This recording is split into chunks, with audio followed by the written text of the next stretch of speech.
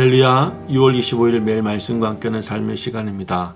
오늘 레위기 1장 9절 말씀을 묵상하겠습니다. 그 내장과 정강이를 물로 씻을 것이요 제사장은 그 전부를 제단 위에 불살라 번제를 드릴지니 이는 화제라 여호와께 향기로운 냄새니. 우리는 가끔 선물 포장지에 쓰여진 마음을 담아 드립니다라는 물건을 기억하실 것입니다. 물건을 드리면서 선물을 드리면서 마음을 담아 드린다고 또 말합니다. 그렇다면 선물이나 물건에 마음을 담다는 것은 무슨 뜻일까요? 우리가 레위기를 읽다 보면 곳곳에서 여호와께 향기로운 냄새니라는 그런 물건을 쉽게 발견할 수 있습니다.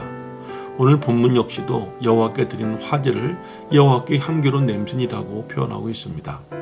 이것을 두고 유대의 랍비들조차도 과연 여호와께 향기로운 냄새라는 것이 무엇을 의미하는 것일까? 정말로 여호와께서 그 냄새를 받으시는 것일까? 아니면 여호와의 마음을 표현하는 것일까? 라며 그 진정한 의미를 알기 위해서 많은 논쟁을 벌였습니다. 그리고 결론적으로 이 문구에 대한 해석을 이렇게 했습니다. 여호와께 드리는 제물을 가져온 자의 마음을 표현한 것이라고 말합니다.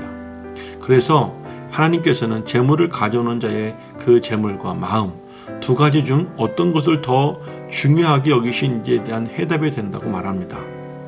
제사는 마음과 형식 이 두 가지로 이루어지는데 그런데 이 두 가지 중 어느 것이 더 중요한지 물은다면 어떤 사람은 마음이 더 중요하다고 말할 수 있고 어떤 사람은 형식이 더 중요하다고 말할 수 있습니다.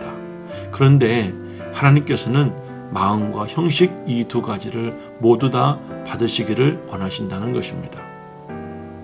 예를 들어 형식은 잘 갖추고 있지만 마음이 담겨있지 않는 그 선물을 사람이 받겠습니까? 마찬가지로 하나님께서 형식은 잘 갖추고 있지만 마음이 담겨있지 않는 제물과 예배는 받지 않으실 것입니다. 반대로 마음은 있다고 하지만 그 선물을 담아드리는 방법이 잘 되어 있지 않다고 한다면 그 제물 역시도 예배 역시도 하나님께서는 받지 않으실 것입니다. 그러므로 제물을 가져와 하나님께 드리는 형식도 중요하지만 그 형식을 드릴 때 어떤 마음 자세를 갖고 드리냐는 역시도 중요한 것입니다. 적절한 표현일지 모르겠습니다. 요한복음 4장에 보면 예수님께서 유대를 떠나 갈릴리로 가시다가 사마리아에 있는 수가성에 이르게 됩니다. 몹시 몸이 피곤했던 예수님은 가까운 우물 곁에 앉아 쉬고 계셨습니다. 그때가 유대인의 시간으로 6시, 우리 시간으로는 정오였습니다. 한참 뜨거운 그 시간에 그곳에 한 여인이 물을 기르러 왔습니다. 그리고 예수님은 그 여인과 깊은 대화를 하셨습니다. 대화가 끝나갈 무렵 예수님께서는 이렇게 말씀하셨습니다. 요한복음 4장 23절에서 24절 말씀입니다. 아버지께 참되게 예배하는 자들은 영과 진리로 예배할 때가 오나니 곧 이때라. 아버지께서는 자기에게 이렇게 예배하는 자들을 찾으시느니라. 하나님은 영이시니 예배하는 자가 영과 진리로 예배할지니라. 신령과 진정으로 예배할지니라. 이렇게 영과 진리로 드리는 예배를 하나님이 받으시고 그런 예배자를 찾으신다고 말씀하셨는데 영은 마음이고 진리는 형식이 아닐까요? 그렇게 마음과 형식이 하나님 마음에 맞을 때에 우리가 드려지는 예배가 향기로운 냄새가 될 수 있는 것입니다. 작년에 제가 큰 사고를 당했죠.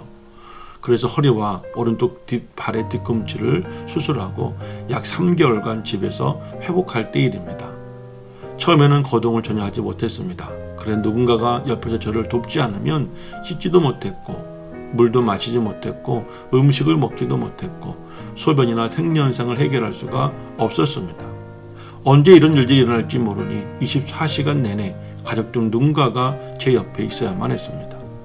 그런데 지금 생각해봐도 가슴 벅찬 일이 일어났습니다. 제 아내의 수고와 헌신은 이루다 말할 수 없지만 당시 초등학교 6학년이었던 아들이 그 일을 해주었던 것입니다. 한참 친구와 게임을 좋아할 아이가 좁은 제 침대에서 저와 함께 생활을 했습니다. 심지어 밤에 잠을 잘 때에도 제 옆에서 자며 제 모든 시중을 다 들어주었습니다. 그렇다고 이렇다 저렇다 말을 많이 하는 아이도 아닙니다. 누가 시키지도 않았는데 잘한다 칭찬과 인정해주지도 않았는데 여름방학 기간 내내 제 아들은 저와 함께 제 침대에서 지내며 저의 모든 시중을 다 들어주었습니다. 그 덕에 저는 조금씩 회복할 수가 있었습니다. 저는 그때 그 아들의 행동을 보며 말은 하지 않지만 그 아들의 저를 향한 그 마음을 읽을 수가 있었습니다.